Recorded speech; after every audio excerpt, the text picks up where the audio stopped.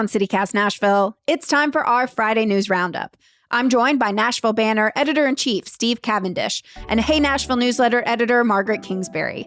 Together, we discuss some troubling new details about the ICE and Tennessee Highway Patrol traffic stops in May, how you can help local food drives impacted by the recent SNAP freeze, and our beloved Predators' big moment on SNL. It's Friday, November 7th. I'm your host, Marie Cecile Anderson, and this is what Nashville's talking about.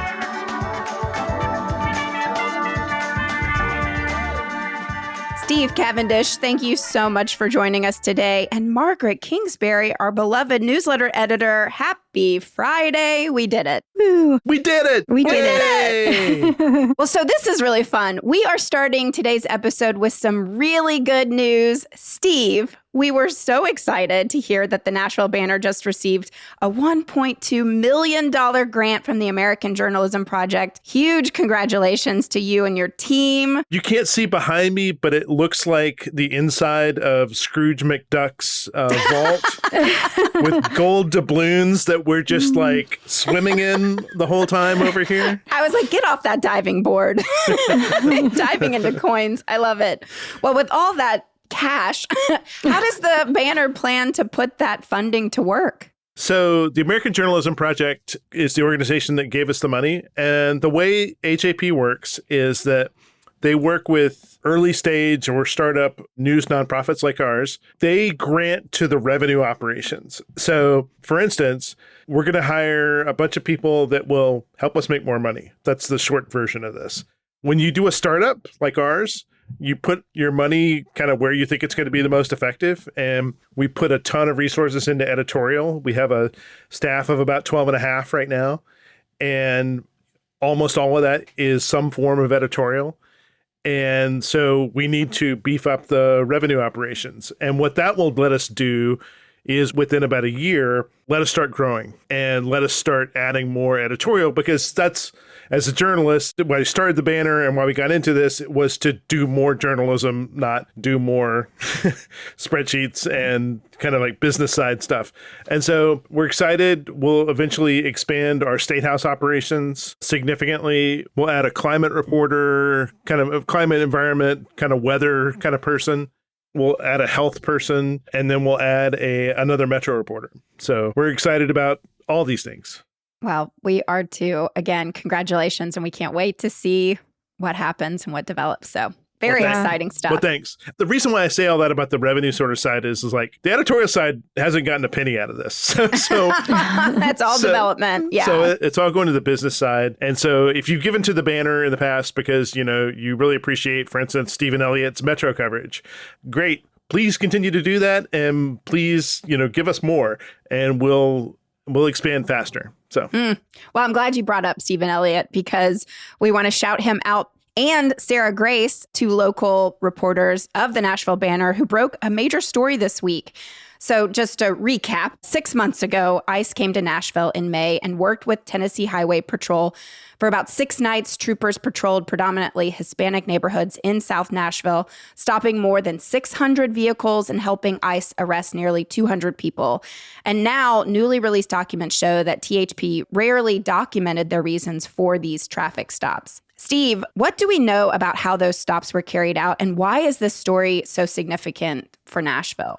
So we, through a public records request, we looked at about 1,700 pages of incident reports from those 6 nights. And what we found was that about 14% of them had a reason for pulling someone over.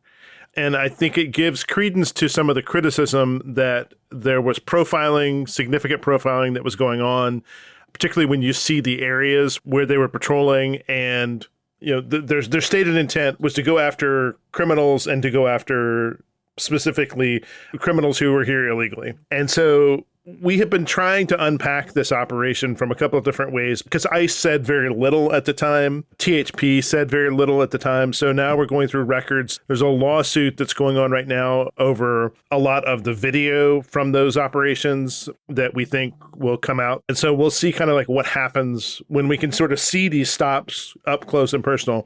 We had reported on one stop here a few months ago It was a MNPD stop that had been taken over by THP. And you really sort of saw kind of like what happens. ICE is tagging along, and the ICE sees, is this person potentially undocumented? Then they grabbed them and took them off to a detention center. And so THP was doing sort of the shepherding for ICE throughout all of this. And so we were able to, in this story, document a lot of different things, including like Sarah Grace put together this map of one unit's stops throughout their evening. And you can see just like how quickly they were acting, how quickly they were pulling people over, how quickly they were going from one to the next. And then along with that, how little documentation there was with any of this. And I think it said that first night, 2 minutes, 20 seconds was the average stop.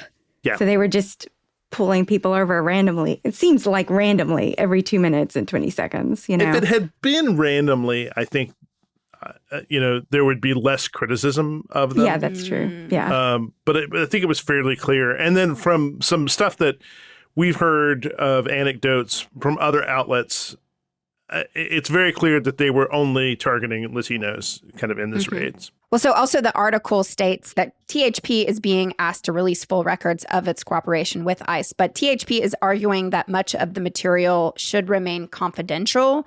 Steve, how do you reconcile the need for operational security with the public's right to transparency? I guess what I would say is that we should hold these records to the same standard that we do any other records that we can get from THP that are not in an ICE sting. It's unusual for them, for example, to redact the trooper that's part of this. And that's not to target a trooper. That's an accountability measure. It's to see the people that were actually performing the actual law enforcement. And so we have pushed back and forth with THP over this. We're still trying to decide exactly kind of how far to kind of push on some of that, because there's a lot of other information out there. There's a lot of records. There's a lot of video. And, we're a small shop. And so we're trying to figure out kind of like what's the best way to kind of spend our time on this. Yeah, I'm sure that took so much work, like 1,700 pages of information that you guys combed through. Yeah, it was a lot. And we had initially just inspected it and then eventually got the reports themselves. And, like 70% of these documents are redacted. Wow. Just kind of on average. Most of it is just kind of blacked out. You can't get the full measure of it. Also, because these things were happening so fast, I think the record keeping is not as extensive as it would have been like on a normal traffic stop. Like if a trooper pulls you over on I-65 because you're speeding, for instance. So that would be a lot more detailed record than these things which were just bang, bang, bang, bang, bang. Well, Margaret, I just heard how there might be an ICE call center coming to Nashville. What do we know about this?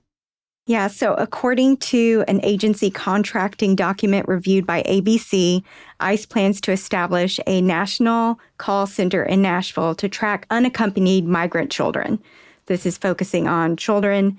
They want the call center to be fully operational by June 2026, and they anticipate receiving 6,000 to 7,000 calls a day, which seems wild.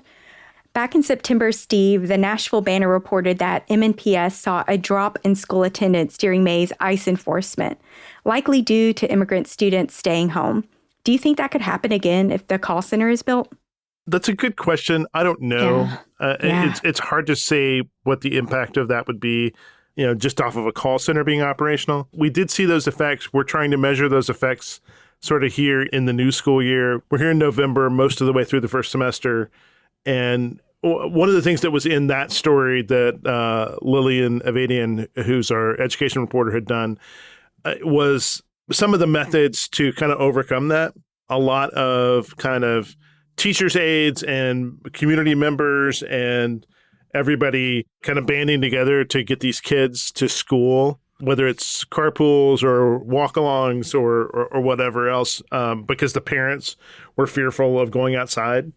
And so I think, some of that has mitigated it, but we don't know the exact numbers yet of undocumented kids that kind of just never came back to school. I know a local teacher elementary school teacher who told me that she had a student ask her to walk her to the bus because she was scared. Yeah, imagine it would be terrifying if you were a kid. And you see this, we've seen this in actions kind of all over the country.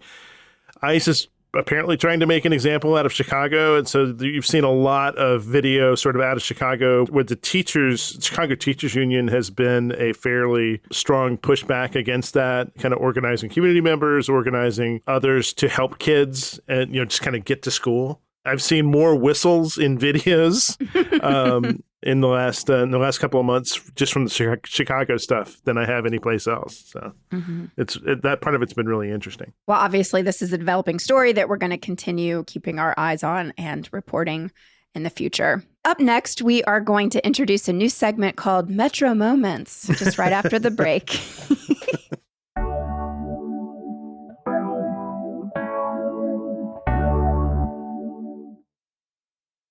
Do we need a song? We do. I think actually we're in Nashville. Metro Moments. Oh, Margaret. We're going to have to get a soundbite of that. That was beautiful.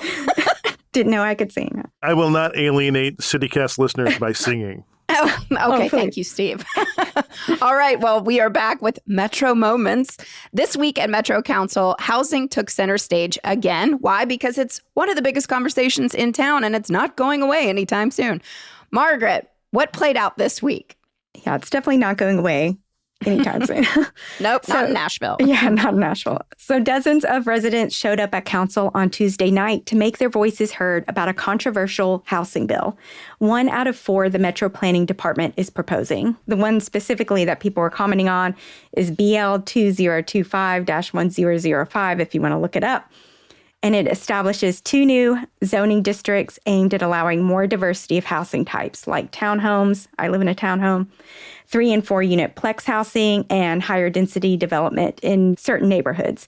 It ultimately passed on second reading with the third reading deferred until the first meeting of December, where the public can voice their opinions on it then as well. Steve, can you break down what this bill actually does and why it's drawing so much attention?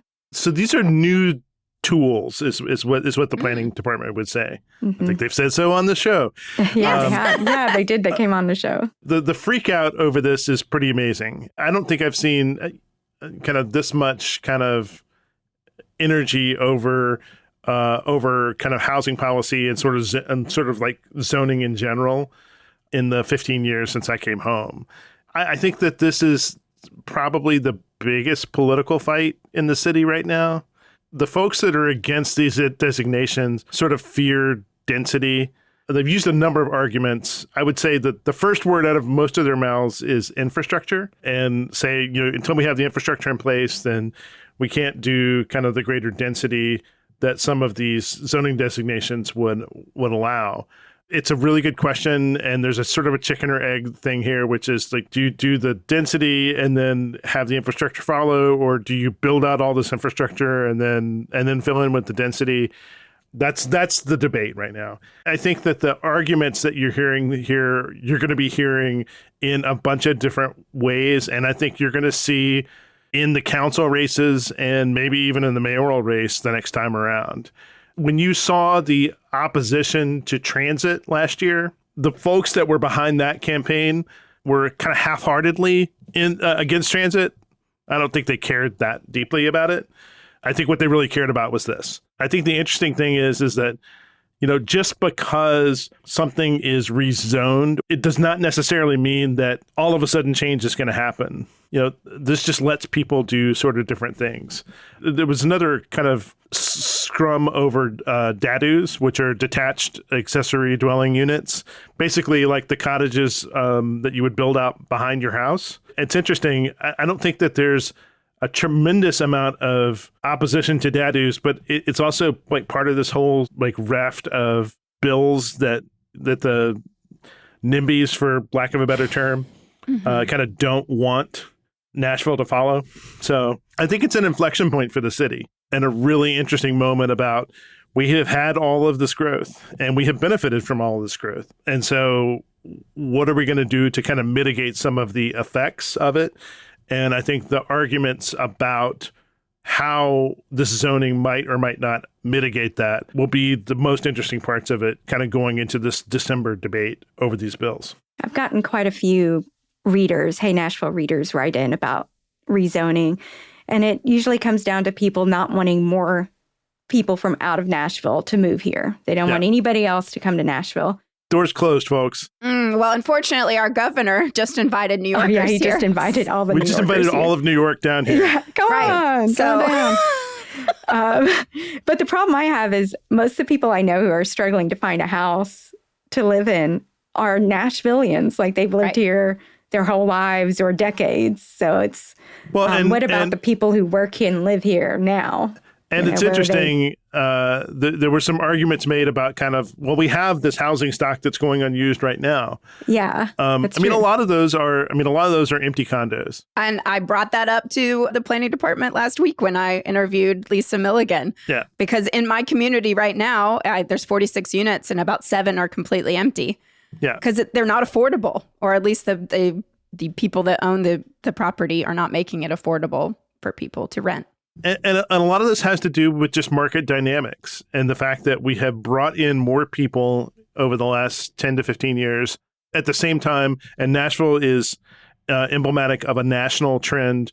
We haven't, ever since the Great Recession, we have not built homes in this country at a pace that keeps up with the amount of population wanting to buy homes. And that's especially true in Nashville. And the result of it is I live in a house that the assessor's office and that Zillow tried to tell me is like a $500,000 house. And I got news for you, folks. Like when I was growing up and I set foot in somebody's $500,000 house, the house I live in is not what I think of. Right. I know. Definitely. No. It is just not. My house is, I think, fairly emblematic of property values that have grown that are kind of out of relation to kind of the actual worth of the house. And that's because market dynamics have pushed housing values so high here in Nashville. And that's really problematic. And there's downstream effects of that. You know, the downstream effects are in the workforce, for example, which if Nashville has a huge service industry component and folks are being forced out to the edge of the county or into other counties. And so now they have commutes. And so you start to do the math of, is it worth it for me to drive into Nashville, add a half hour to my day or add an hour to my day, kind of coming and going for these jobs? And often these are not the highest paying jobs in the world, but they are what make Nashville, particularly our tourist economy, kind of run. And the East Nashville kind of pre-98 tornado, or early tornado, not the 2020 tornado, was an area where a lot of musicians lived, where a lot of songwriters lived, because you could find kind of cheaper housing over in those areas. And that area is now all largely gentrified. And so those folks were pushed to Madison, and then Madison has now like kind of largely gentrified. And so now they're going to Goodlettsville, or they're going kind of out of the county. You see those migration patterns in a bunch of different ways throughout the county. Mm-hmm. And if you're a policymaker, like for instance, if you're the mayor, you're thinking about things in terms of not just, okay, what are the negative impacts here? Because everybody's talking about taxes and everybody's talking about kind of property assessments and kind of like how they're having to pay more. But you're also thinking about this in terms of, do we have a labor force that's going to be able to kind of power the city, particularly when we're welcoming, 15, 16, 20 million tourists here a year.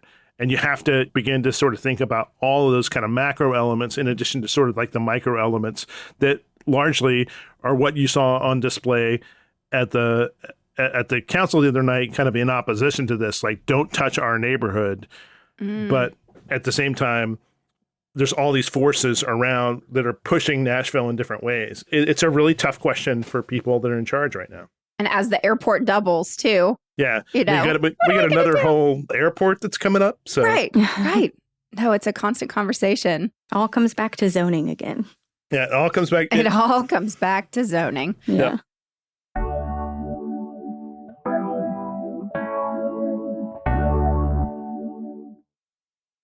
And now we got to turn our attention to the biggest news story in Nashville and across the country. The fact that SNAP benefits for millions of people in the U.S. have been withheld for the first time in the program's history due to the government shutdown. Margaret, how many people are affected by this in Nashville? So in Nashville, nearly 60,000 people are on SNAP. And in Tennessee, it's nearly 700,000. And Steve, I'm going to throw it back to you again, because it's been a little bit back and forth of what's going on as far as SNAP. And Steve, can you bring us up to speed? Where do things stand right now? Democrats had pushed Governor Lee to fund SNAP for November out of the state's emergency funds, the so-called rainy day fund. There's millions and millions of dollars in there. You used the wrong term. Billions. So sorry. Yeah. And so billions of dollars. Okay, great. When you have that kind of money, Democrats are saying, well, this is what this is for, right? We have an emergency. The federal government is not going to do this. The state's response was, we don't have the ability to load the money onto the cards because SNAP, they're not food stamps anymore. They're essentially like debit cards. And they said, we don't have the money to do that. Governor Lee found $5 million to flood to food banks around the state in order to kind of help mitigate this. It's unclear as exactly how effective that's going to be. So we'll see. In the middle of all the SNAP stuff, and the federal shutdown also creates some perverse effects because there's about 30,000 federal workers in the area. They are now without a paycheck for a month, including the air traffic controllers. Right. Food banks are getting hammered kind of really hard. I will say shout out to News Channel 5, who ran an all-day telethon last week, and I think helped Second Harvest raise like another $300,000 plus. If you want to help right now, one of the things you can do is volunteer at Second Harvest Food Bank. They need people to help pack boxes because the way it works is that food comes into Second Harvest and then they're distributing out to agencies that give food directly to people. Very few people, nobody goes directly to Second Harvest for food. And so if you want to help, all this aid has come in, and there's going to be more food coming in through the state, they're going to need help to deal with the kind of expanded capacity that they now have. And so if you want, they raised their hands saying they needed volunteers the other day. Go to the Second Harvest site and you can check it out. I'm sure they would love to help you come pack boxes. If you've never done it before, it's a really kind of great experience. Bring a coat. You'll have to do it in like the chill rooms and stuff like that. And so it's a little cold in there, but all in all, if you want to have a direct impact, that's a way you can do it right now. Yes. And Margaret, what other resources are available? So I've got a list on the CityCast Nashville website that I've been updating daily with food banks and food pantries and community fridges, and also the restaurants that are giving free meals to people who are on SNAP or are hit with hard times. So you can check that out at the CityCast Nashville website. And yeah, Second Harvest does great work. If you're going to donate to one place or check out one website, that's probably the place to go. They have a map. You can enter your address and see where the nearest food pantries are. And just donating $1 can provide 4 meals at Second Harvest because they buy in bulk. At all the Nashville Public Library branches, they have Second Harvest food bins now where you can donate food. I was just at the Bellevue branch and it was overflowing with food. It was really great to see. I'm going to take my daughter and we're going to donate some food this weekend at the Bellevue Branch Library. Also this Saturday, Metro Social Services has a Hunger No More Nashville food pop-up box giveaway at Greater St. John Missionary Baptist Church. The church is also giving away 400 coats to children, winter coats for children. And it starts at 8 a.m. I recommend getting there at 8 a.m. or earlier because they tend to go fast. They only have so many coats and so many food boxes. But if you're in need, that's a place you can check out. And I was going to shout out, WeGo is offering expanded Journey Pass sign-up events this weekend for Davidson County residents on SNAP. You can go to the Elizabeth Duff Transit Center for a pass. And this is, if you don't know, this is free bus passes. You do have to bring documentation, so check the website for that. On a side note, as someone who doesn't drive, I find it's a little unfair to ask people who need public transit to either pay for a bus or a drive or to go to the Elizabeth Duff Center to get this free bus pass. why can't we just mail it to SNAP recipients again? Right. We had a piece last week about the rollout of Journey Pass and kind of some of those ironies that are kind of baked into it. I'd encourage anybody to go check it out. Yeah. I looked into getting a bus pass for me and my daughter, and it was like, if you have a child, go to the Elizabeth Duff Center. I was like, okay, I don't drive.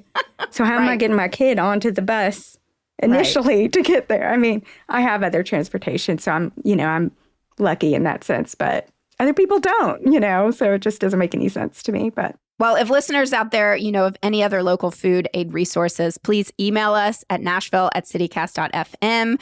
And Margaret, again, is just updating our website constantly, which is just amazing. Margaret, thank you for always doing that. I'm putting it in the Hey Nashville newsletter too. So yeah, please let me know and I'll keep that updated. Awesome. Well, guys, we are coming to the end. And since we started with good news, I'm going to end with just a slice of little bit of more good news because this just was hysterical, y'all. I'm sure you saw that the Nashville Predators made a surprise cameo on Saturday Night Live last weekend. The sketch featured Miles Teller talking about how he's a predator in his community, which, we've been making that joke for so long. And it's so great that Saturday Night Live captured that and put that. So I'm going to actually put that sketch in our show notes. So if you've missed it, you can watch it and have a good laugh. It's a great way to celebrate our Predators. And if Whitney was here, Whitney's out of town. She's in Europe and we've missed her so much, our executive producer. If she was here, she would just jump in at this moment and remind us that the team name is from a saber-toothed tiger fossil found during the construction of a downtown skyscraper. I remember making Predator jokes when I was in junior high about the Nashville Predators. Yep. So I mean, what a this name. joke has locally been going on for a long time. Yes. But other great good news this week, obviously, some restaurants in town received Michelin stars. And again, Margaret wrote an amazing article highlighting all those. So check that out on our website. And to close this out, we want to remind our listeners that early voting starts next week, November 12th through the 26th. Get out there and vote if you live in District 7 for the special election. And also you can vote on December 2nd is the general election date. So go vote. Make your voices heard. If you need any of the information about early voting or about kind of how and when to vote on our site and like in our newsletter almost every day is a how to vote sort of thing. We'll have locations, and if you don't know your precinct, kind of help you look it up for election day and all those sorts of things just to help you vote. So get out and vote. Thank you, Steve. Thank you, Margaret. Happy Friday. Thank you. Happy Friday. Happy Friday.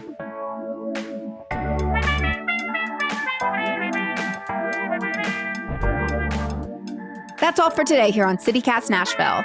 And don't forget, you can support this show and get great perks by becoming a CityCast Nashville neighbor at membership.citycast.fm. I'm your host, Marie Cecile Anderson.